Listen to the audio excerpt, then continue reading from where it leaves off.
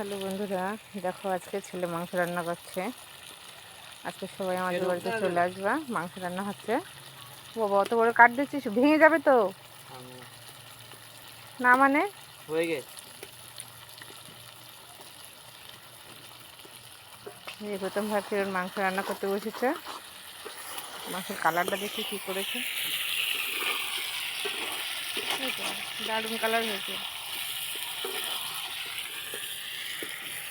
দেখি তুই তো রান্না করিস, সবাই তো দেখুক।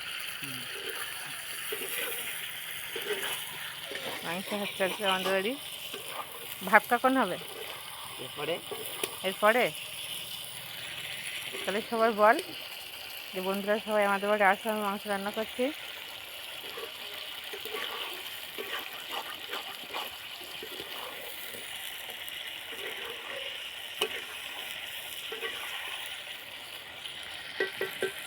আলু কখন দেবি?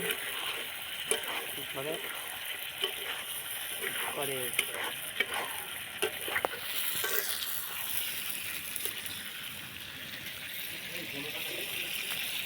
গুনা বলে দাও তো একটু।